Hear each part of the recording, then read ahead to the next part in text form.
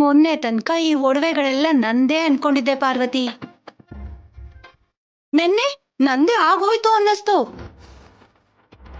ಆದ್ರೆ ಇವತ್ತು ನಂದಲ್ಲ ಅಂತ ಗೊತ್ತಾಯ್ತು. ಅಕ್ಕಿ ಕಾಳ್ ಮೇಲೆ ತಿನ್ನೋರ್ ಹೆಸರು ಬರ್ದಿರೋ ಹಾಗೆ ಚಿನ್ನದ ಮೇಲೆ ಹಾಕೊಳ್ಳೋರ್ ಹೆಸರು ಬರ್ದಿರುತ್ತೇನೋ ಅತ್ಗೆ. ನಾಳೆನೋ ನಾಡಿದ್ದೋ ಈ ಎಲ್ಲಾ ಒಡವೆಗಳು ಆ ಶೌರ್ಯನ್ ಮನೆಗೆ ಹೋಗಿ ಸೇರತ್ತೆ. ಒಡವೆಗಳನ್ನ ಮುಂದಿಟ್ಕೊಂಡು ಯಾಕೆ ಕೂತ್ಕೊಂಡಿದ್ದೀರೋ? ನಮ್ಮನ್ನೇ ಕೇಳ್ತಿದಾರತ್ಗೆ, ಏನ್ ಹೇಳೋದು? ಏನು ಹೇಳ್ಬೇಡ. ನಾಳೆ ನನ್ ಮೊಮ್ಮಗಳು ಮದುಮಗಳಾಗ್ತಿದ್ದಾಳಲ್ಲ, ಎಲ್ಲ ಸರಿಯಾಗಿದ್ಯೋ ಇಲ್ವೋ ಅಂತ ನೋಡ್ಕೋತಾ ಇದೀವಿ. ಅಷ್ಟಕ್ಕೂ ನಿನ್ಗ್ಯಾಕೆ ಇದೆಲ್ಲ? ಅತ್ತೆ, ನನಗೆ ಯಾಕೆ ಹೊಡಿತಿದ್ದೀರಾ? ನಾನ್ ಹೊಡೆದಿದ್ದು ನಿಂಗಲ್ವೇ? ಕೆಲ್ಸ ನೋಡು. ನಡೀದೇ ಇರೋ ಮದ್ವೆಗೆ ಒಡವೆಗಳೆಲ್ಲ ಯಾತಕ್ಕೋ?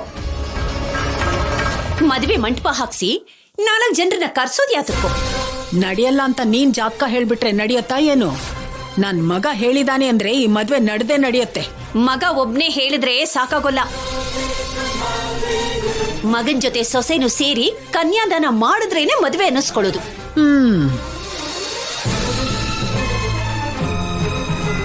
ಏನೇ ಆದ್ರೂ ಆ ಶೌರ್ಯನ್ ಜೊತೆ ನನ್ನ ಮಗಳ ಮದ್ವೆನ ನಾನು ಒಪ್ಕೊಳ್ಳೋದಿಲ್ಲ.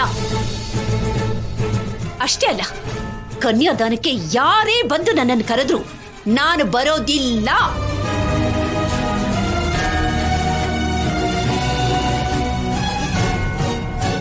ಎಲ್ರು ಮುಂದೆನೂ ಆಮೇಲೆ ನಿಮ್ಮರಿಯದೇನೆ ಹೋಗೋದು. ಮದ್ವೆ ನಿಂತೋಯ್ತಲ್ಲ ಅಂತ ನೋವು ಪಟ್ಕೊಂಡ್ರೆ ಆ ನೋವು ಆಗೋದು ನನಗಲ್ಲ ನಿಮಗೆ. ಅದನ್ನ ನೆನ್ಪಿಟ್ಕೊಡಿ. ಏನನ್ನ?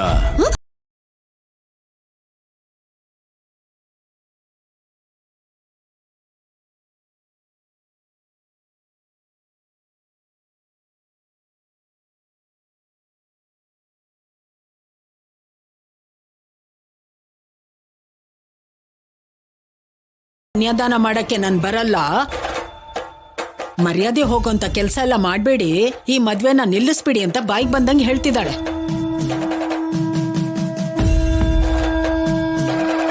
ಅವಳು ಮಾತಾಡೋದ್ರಿಂದ ಇಲ್ಲಿ ಏನು ನಿಲ್ಲಲ್ಲ ಅಂತ ಹೇಳಮ್ಮ.